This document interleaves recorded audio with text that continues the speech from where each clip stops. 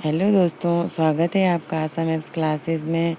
जैसा कि हमने पार्ट 1 और पार्ट 2 में प्रतिस्थापन विधि के सवाल आसान तरीके से समझा था और आज हम उसी क्रम को आगे बढ़ाते हुए पार्ट 3 में 5 और 6 सवाल हल करेंगे। तो आपने अगर पार्ट 1 और पार्ट 2 नहीं देखा है तो उन्हें ज़रूर देखिए ताकि पूरा कॉन्सेप्ट आपको अच्छे से समझ में आए।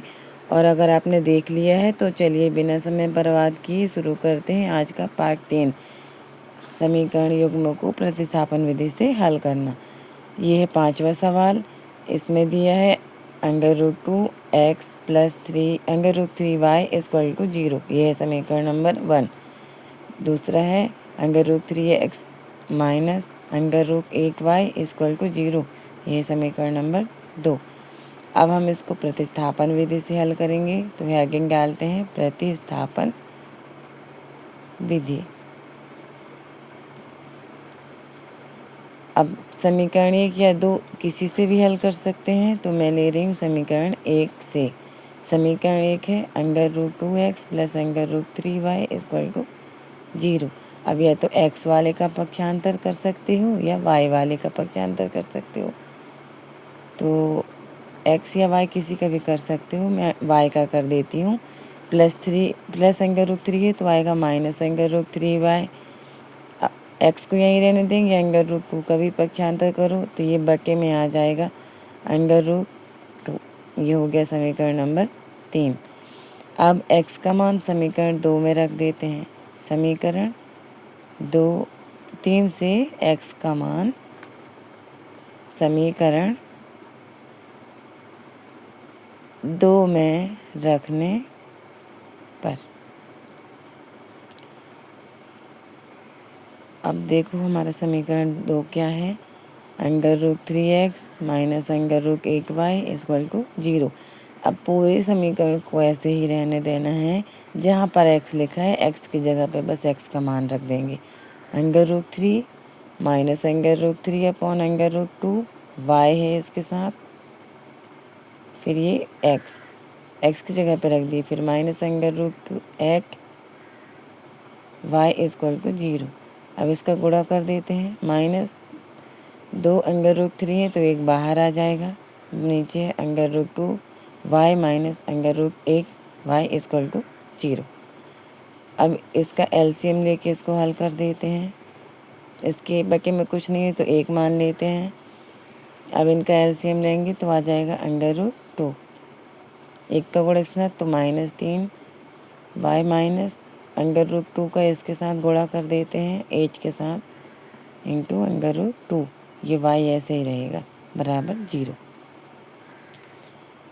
अब -3y को वैसे लिखो। अब इन दोनों का गुणा कर दो, 8 दूनी 16, तो 16 8 दूनी 16 होगा। ये 16 को हम लिख सकते हैं √4 × 4, 4 × 4, और ये y ऐसे रहेगा बटे √2 बराबर 0। अब -3y ऐसे रहेगा, यहाँ पे 2 4 की जोड़ी बन गई तो 1 4 बाहर आ जाएगा बटे √2 बराबर 0। 0 के बटे में कुछ नहीं है तो इसका भी मान लेंगे हम। 1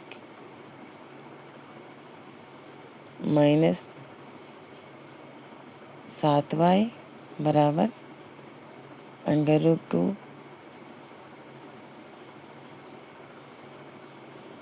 0 इंटू √2। 0 का गुणा कर देंगे इसके साथ, √2 7 का पक्षांतर करेंगे तो -7 इसके बटे में आ गया। 0 का गुणा किसी भी की संख्या के साथ करेंगे तो आंसर हमेशा 0 ही आएगा। तो ये आ गया हमारा y का मान 0। अब y का मान समीकरण 3 में रख देंगे तो x का मान मिल जाएगा। समीकरण 3 में y का मान रख देते हैं। y का मान रखने पर समीकरण 3 क्या है हमारे पास, x बराबर -√3/√2y। तो y की जगह पे y का मान रख देते हैं। x बराबर -√3/√2 इंटू 0। y का मान 0 है। अब किसी भी संख्या का गुणा 0 के साथ करोगे तो आंसर हमेशा 0 आएगा। x बराबर 0 और y बराबर 0, ये है आंसर। अब इसी तरीके से हम छठवां सवाल हल करते हैं। ये आ गया 3x/2 माइनस, ये समीकरण नंबर 1, ये समीकरण नंबर 2। अब हल कर लेते हैं। सेम वही प्रतिस्थापन विधि से हल करना है तो पहले आइगन डाल लेंगे। अब इनको पहले हम समीकरण बना लेते हैं। 3x/2 minus 5y/3 = -2। इसको समीकरण बनाने के लिए इन दोनों का एलसीएम ले लेंगे। 3 का गुणा इसके साथ, 3 तिया 9x माइनस 5 का गुणा 2 के साथ, 5 दूनी 10y बराबर -2। -2 के बके में कुछ नहीं है तो 1 मान लेते हैं। अब हम इनका तिर्यक गुणा कर देते हैं।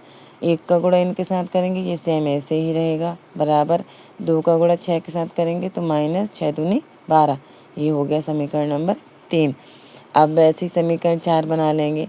x/3 + y/2 = 13/6। इसको कर लेते हैं हम समीकरण में चेंज। एलसीएम लेंगे, 3 दूनी 6, 2 का गुणा इसके साथ 2x धन 3 का गुणा y के साथ 3 एकम 3y बराबर 13/6।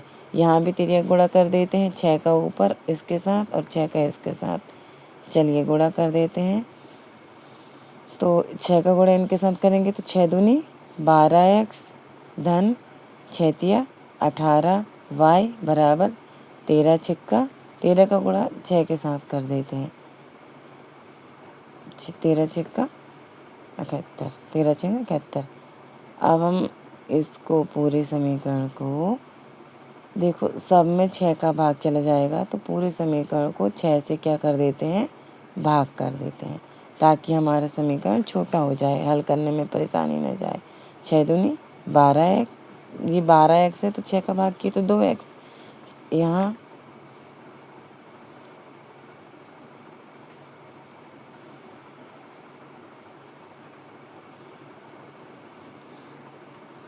ये हो गया समीकरण 4। समीकरण 3 से 9x ऋण 10y बराबर -12, इससे हम बना लेते हैं, या तो x का पक्षांतर कर दो या y का पक्षांतर कर दो। 10y -y माइनस में था, इस तरफ पक्षांतर कर दिए तो +10y आ गया। अब x का मान निकाल लेते हैं, -12 धन 10y/9। ये हो गया हमारा समीकरण नंबर 5। x का मान आ गया। अब x का मान समीकरण 4 में रख देते हैं। समीकरण 4 में x का मान रखने पर 2x + 3y, सॉरी यहाँ पर y है, मैंने x लिख दिया था, y बराबर 13। अब यहाँ पर हम x की जगह पे बस मान रख देते हैं, बाकी वैसे लिखते हैं। 2 -12 धन 10y/9, फिर धन 3y बराबर 13। अब इसका गुणा कर देते हैं। 12 दूनी 24, ये माइनस में है इसलिए माइनस में ही आएगा।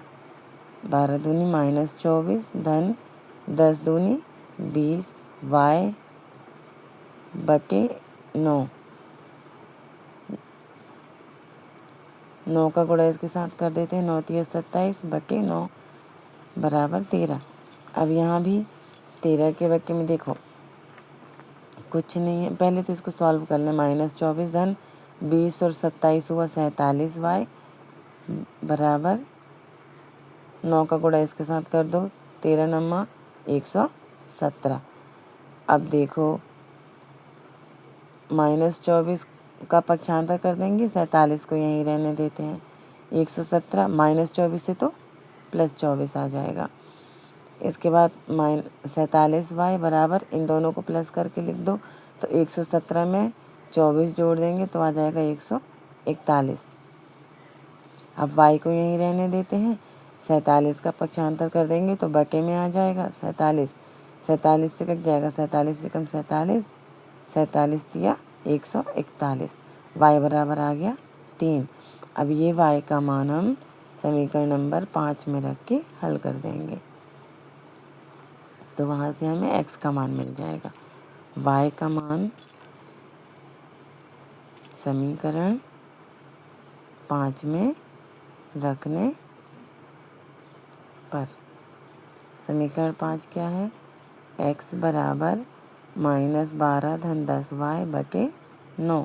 अब y की जगह पर बस 3 रख देना है हमको, y का मान जो दिया है। तो -12 धन 10 y की जगह पे 3 रख दिए बटे 9। अब हल कर दो इसको, -12 है तो -12 धन 10 दिया 30 बटे 9।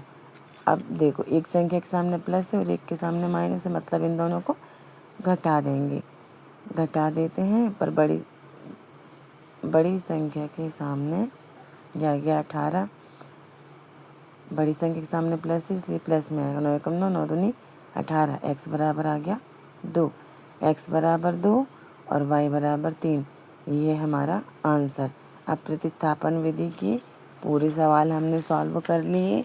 पार्ट 1, पार्ट 2 और पार्ट 3 में पहला, दूसरा से लेके पूरे 6 सवाल सॉल्व कर लिए। अगर आपको ये वीडियो पसंद आया हो तो वीडियो को शेयर कीजिए, चैनल को सब्सक्राइब कीजिए और ऐसे ही यूज़फुल वीडियोस के लिए जुड़े रहिए मेरे चैनल पर। तो मिलते हैं नेक्स्ट वीडियो पे।